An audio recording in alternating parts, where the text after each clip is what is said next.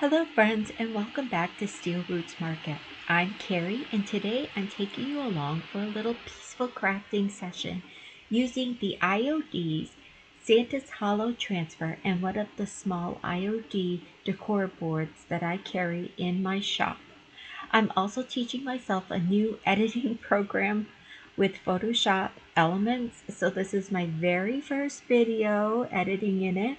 So please extend a little extra grace as I learn and grow with this software. I'm excited to share this process with you. Here I am flipping through some of my blank surfaces I keep on hand from the shop, just bits and pieces, leftovers, and other projects that I design. Sometimes I just start by looking at shapes and colors until something sparks my creativity. The Santa's Hollow transfer booklet is full of gorgeous seasonal artwork, images for September through December, and a few lovely autumn inspiration. It's kind of a set that carries beautifully from fall straight through winter. So I decide on this sweet little bird image with the tree and the branch. It feels like something that could stay out all winter.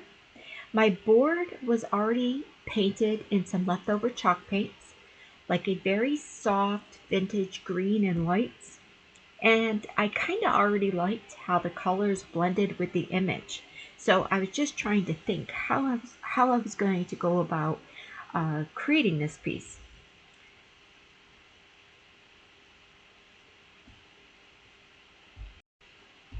If you're new to IOD transfers, just a tip, always keep them on the backing sheet until you're ready to apply. So cut out the design you want and just keep it on the backer carrier sheet until we're ready to apply. And at this point, I'm just getting started. So I've chosen the little bird image and I have it all cut out from my transfer sheet. Haven't applied it to anything yet, but sometimes I like to pause in these early steps and just take a look at my different materials and see how they might work together, how the colors, textures might tell a story. So while I was gathering my supplies, I decided to pull out a few of my Maja Memory products that I had tucked away. If you're not familiar with them, they are a beautiful line of creative powders and stains. They create the most beautiful vintage brocante finishes. They are wonderful for adding texture, aged, time-worn looks, the looks that I just adore so much. These are actually being discontinued in my shop, so I wanted to take a moment to show them here. I still have a limited stock available, and if you ever want to try them, this is a perfect chance. A little goes a very long way. One jar can last through, I've done over 20 projects so far, and you'll see later in the video how much product is in the jars still.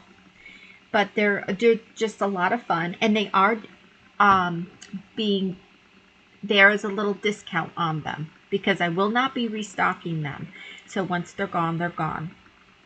So I'm just setting those out, keeping in mind what I might do, and then I go ahead to apply the transfer.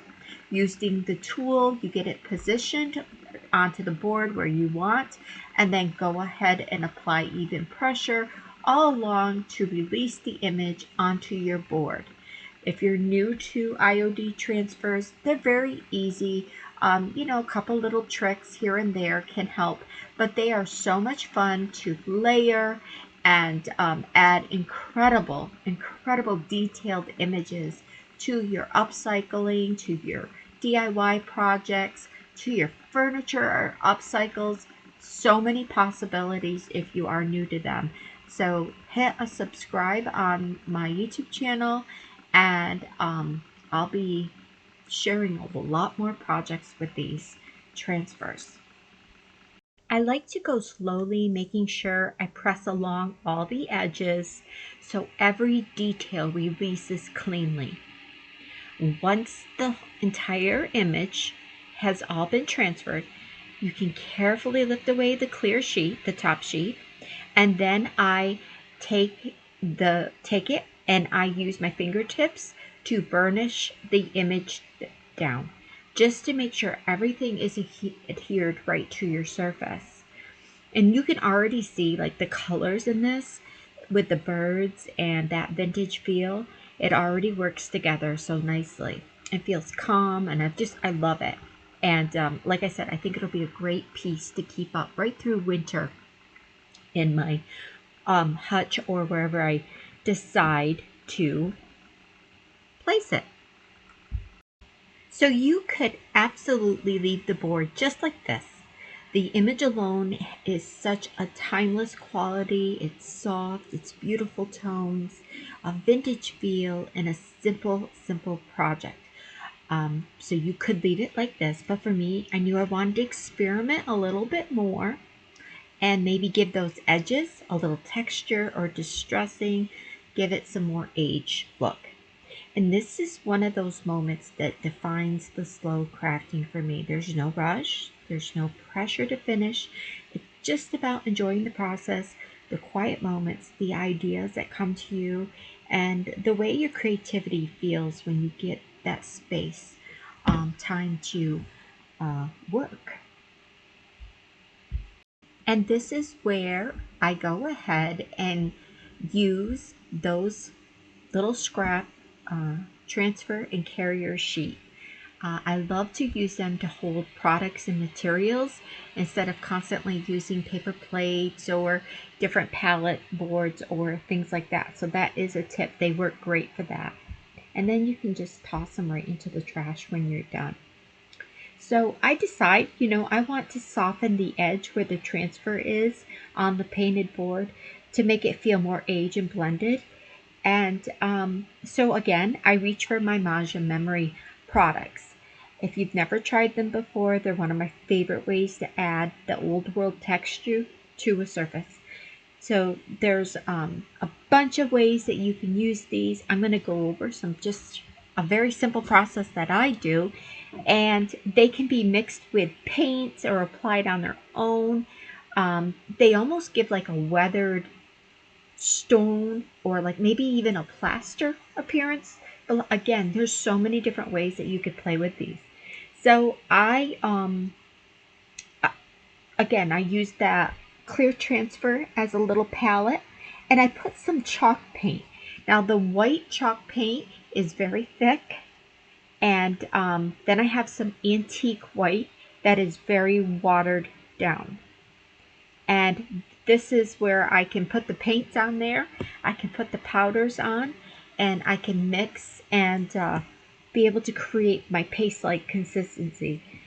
So the other thing that I do like to mention is use an older brush because when this product does dry, your brushes can be ruined. So I like to keep a brush for this type of project because all I'm doing with this is basically stippling right around the edge, where the edge of the transfer is on that board, just going to the corners of it.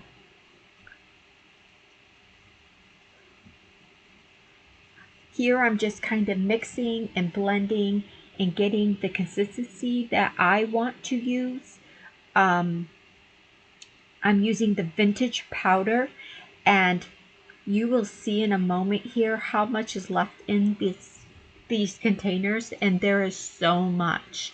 They are a great value for the price of those.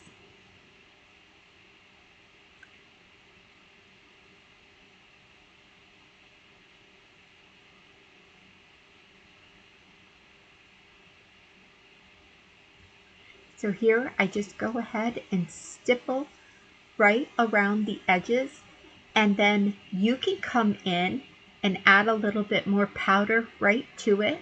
I just use my fingers and press the powder right in, and it'll give it a nice variation. And you will see here as it goes, you're going to see here in a moment, The umber color has a little bit of a darker natural stone look, and it's just nice mixture to add to your projects.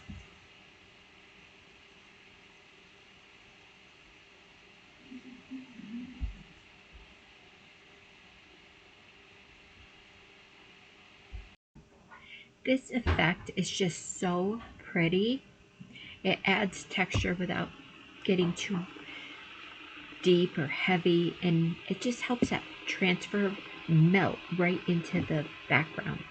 So again, to add some warmth, I bring in a touch of that umber shade, and it has this lovely aged brown tone. Just layering those two together gave me the perfect vintage balance.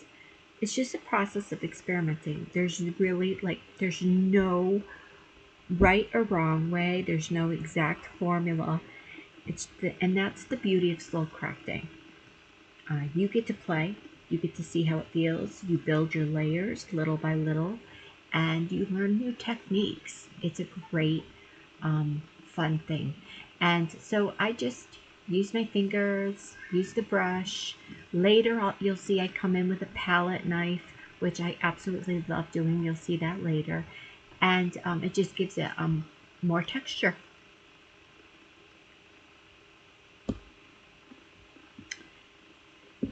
After I finish working the texture around the edges, I decide to pause.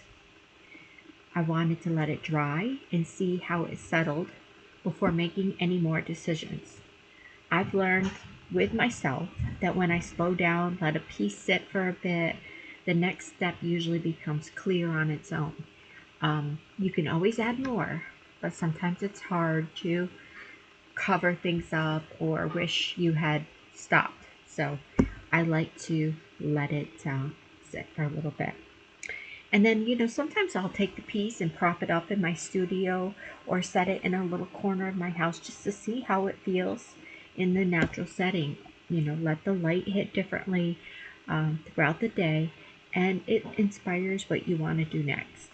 Maybe you're going to come back in and add a little more texture, or maybe a soft wash of color, or sometimes nothing at all. And that's really the heart of slow crafting for me.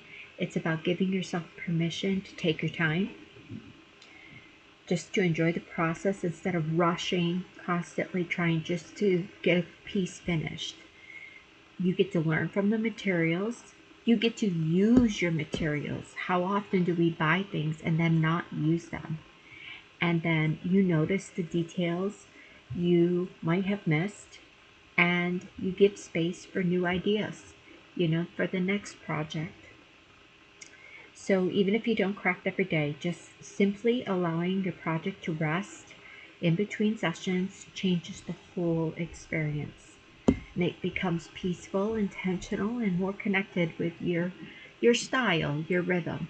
And you're making this art. It's not just for mass production. You're creating a piece that you want to cherish or gift to somebody. So it's just a nice added piece too.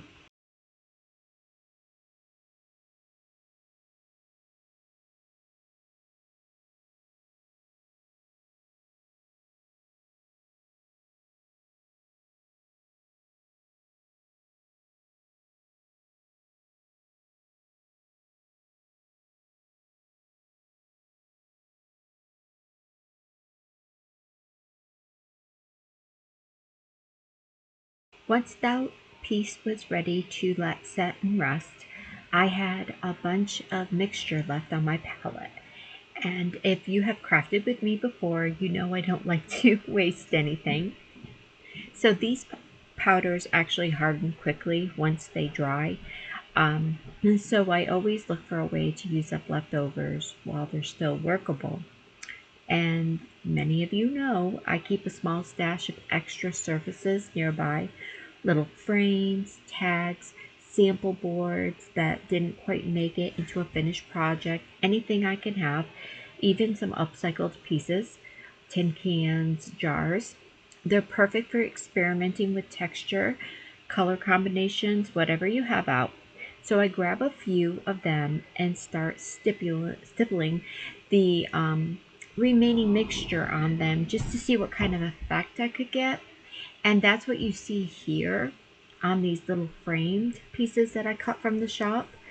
Uh, this part of the process feels really great.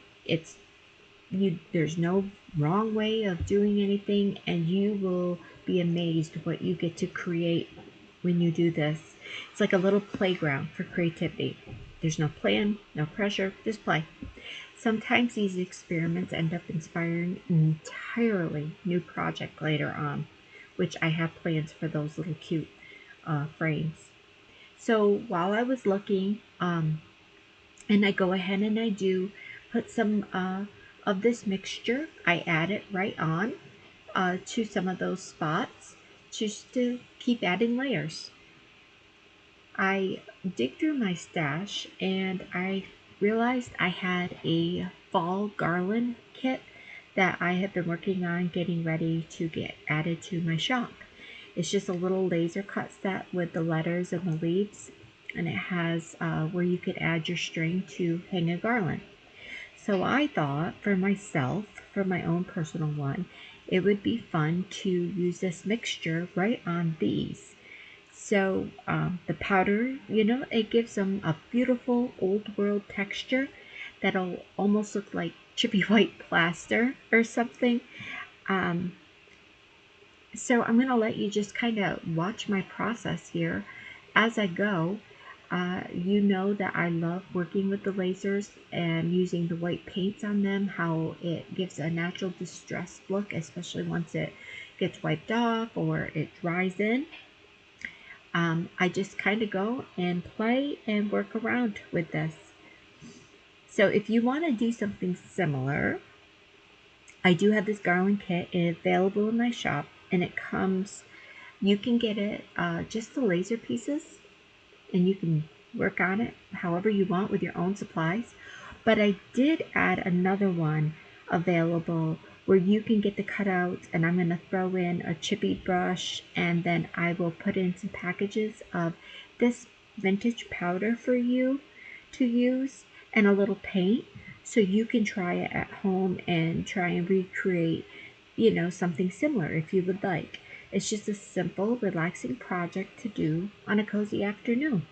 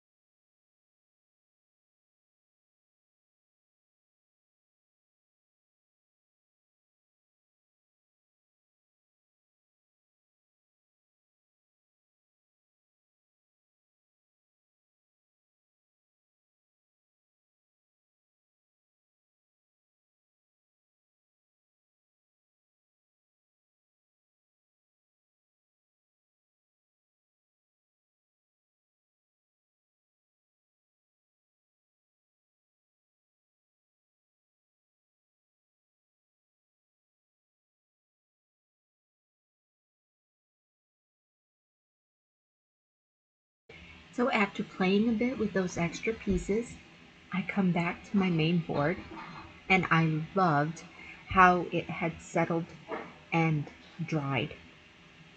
The texture had hardened into this beautiful finish, and the transfer looked like it was just perfectly embedded right into this piece.